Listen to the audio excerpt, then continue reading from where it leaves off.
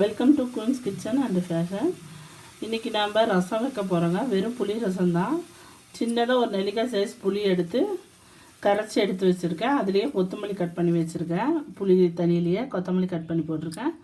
ஒரே ஒரு தக்காளி, கொஞ்சம் கருவேப்பிலை, ஒரு பச்சை மிளகா, கொஞ்சம் பூண்டு, 1/4 ஸ்பூன் ஜீரகம், பெருங்காய பொடி கொஞ்சம், மிளகுத்தூள் கொஞ்சம். இப்போ நம்ம இது ரசப்பொடி கொஞ்சம் எடுத்துக்கோங்க, ஒரு 1/4 ஸ்பூனு. நான் வந்து கடாய் வச்சுருக்கேன், எண்ணெய் போட்டுக்கிறோம்.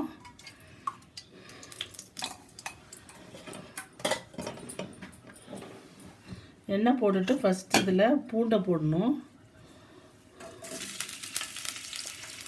பூண்டு நல்லா வதங்கட்டும்.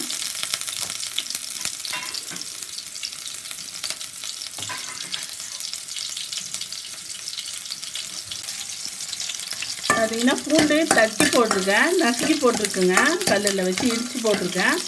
இப்போ ஜீரகம், மிளகுத்தூள், பெருங்காயத்தூள், அது கூடவே தக்காளி, பச்சை மிளகா, கருவேப்பிலை.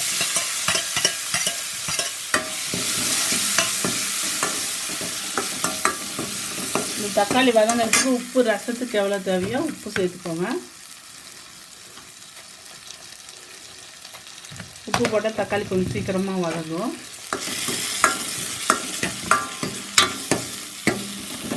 கொஞ்சம் மஞ்சள்தூள், ஒரு பிஞ்ச் மஞ்சள்தூள் போட்டுக்கோங்க. சும்மா இன்றைக்கி புளி ரசங்க. ஏற்கனவே லெமன் ரசமும் தக்காளி ரசமும் வச்சுருக்கேன். இன்றைக்கி வந்து சும்மா புளி ரசம், ரசப்பொடி.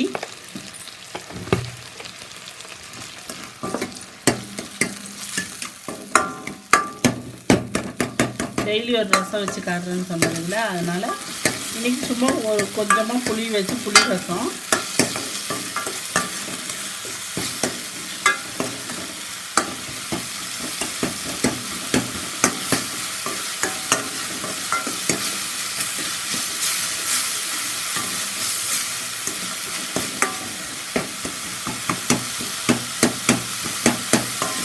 இப்போ இந்த கரைச்சி வச்ச புளி தனியாக ஊற்றிக்குவோம்.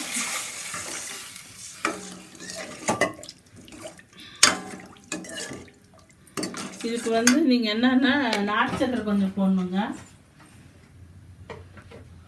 கொஞ்சமாக ஒரு நாட்டு சக்கரை போட்டிங்கன்னா கொஞ்சம் டேஸ்ட்டு கொடுக்கும். அதுக்காக கொஞ்சம் நாட்டு சக்கரை. இப்போ கரைச்சிட்டு நம்ம புளிப்பு கரெக்டாக இருக்கான்னு செக் பண்ணிக்கோங்க. புளிப்பு அதிகமாக இருந்துச்சுன்னா கொஞ்சமாக தண்ணி விட்டுக்கோங்க. உப்பு காரம் எல்லாம் உப்பு கம்மியாக இருந்தால் உப்பு சேர்த்துக்கோங்க.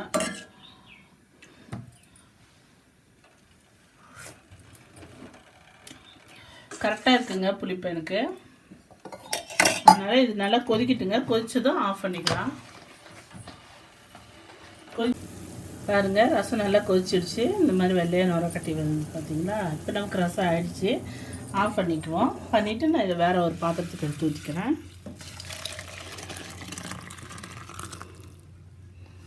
நமக்கு ரசம் ரெடி ஆயிடுச்சு. புளி ரசம் ரெடி ஆயிடுச்சுங்க. ரொம்ப ஈஸியாக சிம்பிளானது தாங்க. இந்த வீடியோ பார்த்துட்டு நீங்களும் செஞ்சு பார்த்துட்டு எப்படி இருந்துச்சுன்னு உங்கள் கமெண்ட்டை சொல்லுங்கள்.